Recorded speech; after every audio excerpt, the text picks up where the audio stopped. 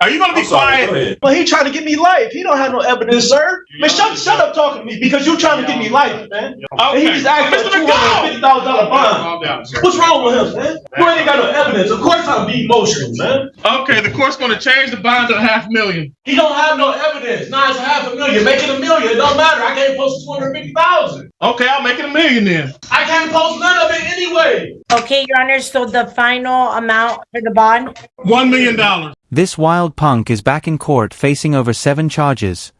Serious ones that could mean life in prison. From the start, it's chaos. At one point, he even squares up with an officer like it's a street fight, not a courtroom. No respect for the law. No respect for anyone. Honestly, it's hard to believe someone can rack up this much trouble before trial. And just wait until you see the judge's reaction. It's priceless.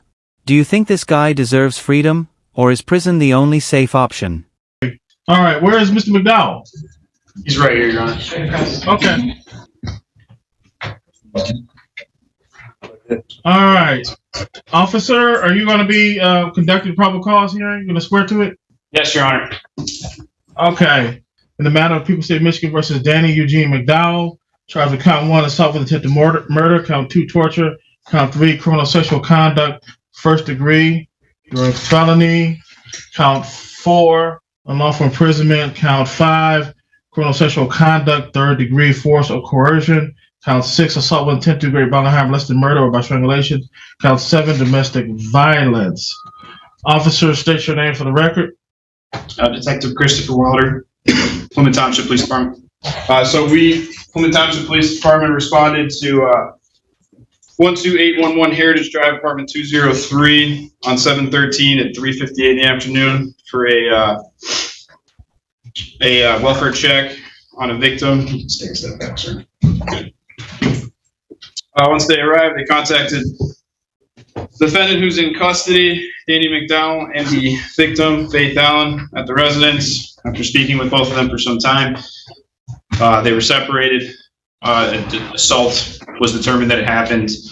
McDowell was placed under arrest for domestic. He was transported back to the station. I, as the detective on call, was sent out to the scene, conducted field investigation, conducted interviews, was found to believe that on Tuesday, a couple of days prior, so it would have been 7/11, assault occurred, including 3 different times where the suspect placed the victim underwater, held her underwater, and at one point on a third assault actually drowned her to the point that she lost consciousness. Once she woke back up, she went to the bedroom. All this occurred on the same day?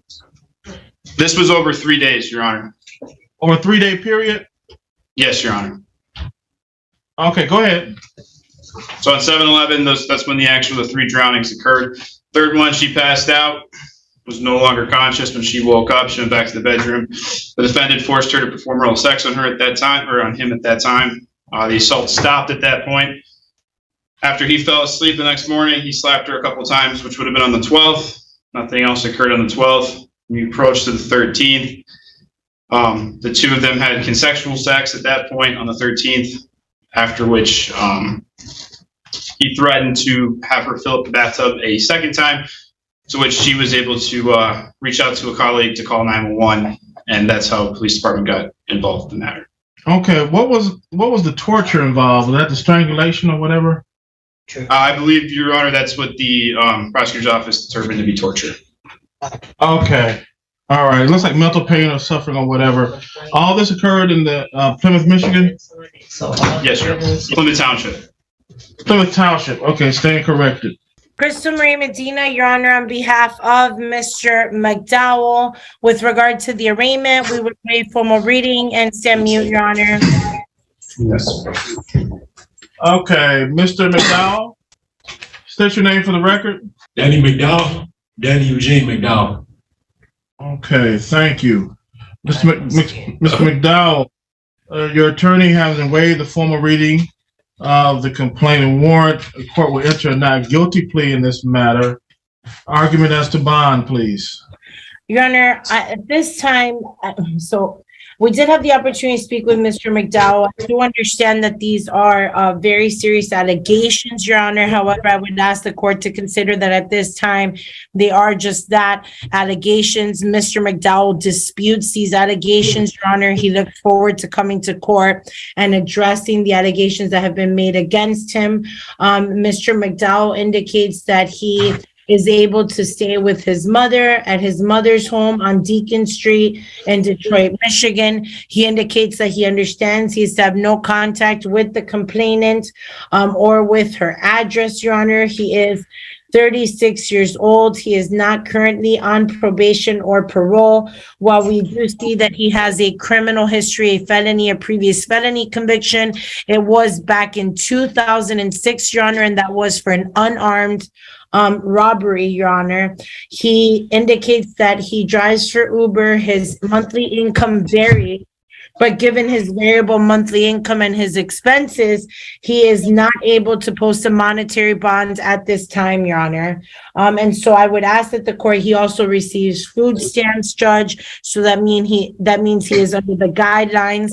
And we would ask that the court consider giving him an opportunity to come to court and address these allegations, Judge. He is a lifelong resident of Michigan, if I didn't mention that already, Your Honor. All right, thank you. Officer, you have any comments or thoughts as to bond? Just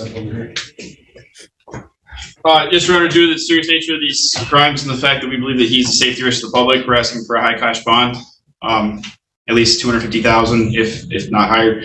If you do decide to release him, I'd at least ask that he be on a GPS tether, have no contact with the victim, not be allowed to live at the victim's house, not be on any kind of alcohol, drugs, anything like that. So to be testing for that kind of thing, and then be in contact with either probation or somebody so that we can kind of monitor what's going on with him. But again, just due to the seriousness of the crimes and our fear for the victim's safety at this point, if he does get released. He did mention during when we were having him process that don't worry, none of the victims are going to come here to testify. So again, we're worried about the safety. Come on, man. You don't lie like that, man.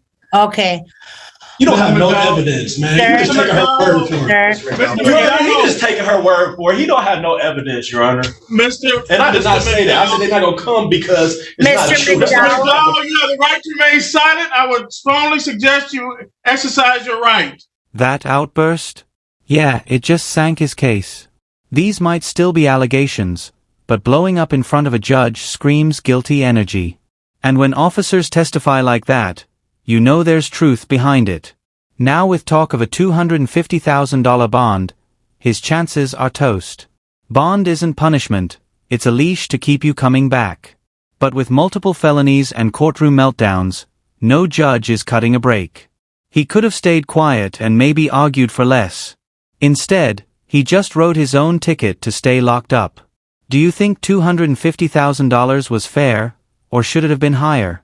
Commentary is likely to invoke a response from my client, right? Again, Your Honor, that comment, if made, could have been made for several reasons. One can take it as a negative way, or it could be taken as they lied from the beginning, and so they're not going to come to court and lie under oath, Your Honor. Exactly. So I would ask that Mr. McDowell. I'm sorry, sir. I'm sorry, sir. This emotional moment. Mr. Medina, hold on one second. I'm Mr. sorry, McDowell. sir. I'm just emotional right now, man. It's one thing. I'm sorry. I'm just emotional. Are you going to be quiet? Go ahead. Mr. McDowell. Yes, sir. You not only interrupted the court, you interrupted your attorney. And he said she's trying to help you. I know, sir. It's just, I'm sorry. Okay. Now, I want you to step aside and be quiet for the remainder of this hearing, okay? Yes, sir. Thank you. Thank you, Your Honor. And so I do think, again, if that comment was made, it could have been made for various reasons, Your Honor. And so I would ask that the court consider that these are verbal allegations that are being made at this time, and that my client has lifelong ties here, and that his previous conviction was back in 2006, Your Honor, and that somehow after 3 days there was access to there's a lot to be flushed through here in the facts, Your Honor, okay? And so I would ask that my client be given the opportunity to come to court and do just that. He understands he's having no contact with the complainant, and I would ask that the court consider all of that, Your Honor. All right. Thank you, Ms. Medina. The court, having heard representations of the attorney and the officer on this matter, what is very, very troubling and is indicative that Mr. McDowell cannot control his emotions and impulsive were just demonstrated. And he admitted he's very, very emotional. He responded disrespectfully not only to me, to the court, but to his attorney, and who's acting in his best interest. And so, given his demonstrated impulsiveness, the court's going to adopt the recommendation of the officer, a $250,000 cash surety bond, no 10%. If he's able to post that bond, no contact with Faith Allen and no contact with the Heritage Drive apartment located in Plymouth, Michigan. Your probable cause conference date is July 27th, 9 a.m. at 35th District Court.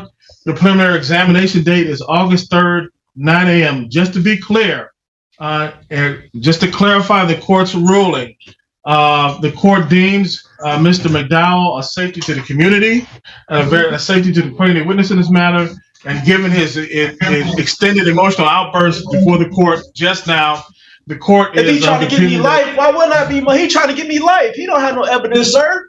Why wouldn't I be? He trying to give me life.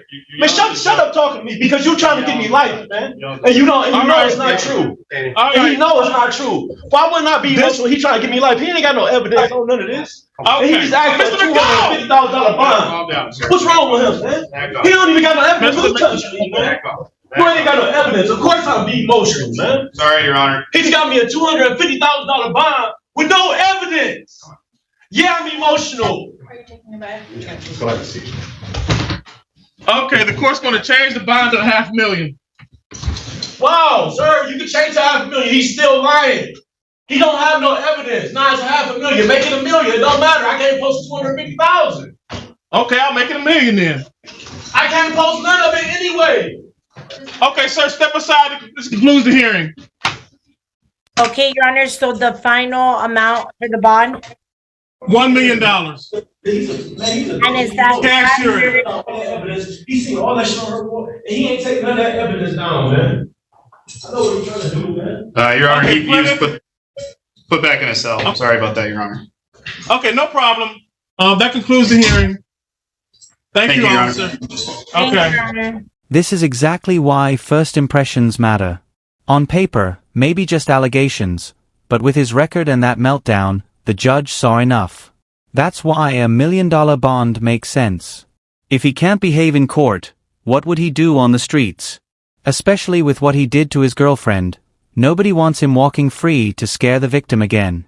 He literally showed why we can't trust him. If guilty, he deserves a long time behind bars. Do you think the judge's bond was justified, or too much?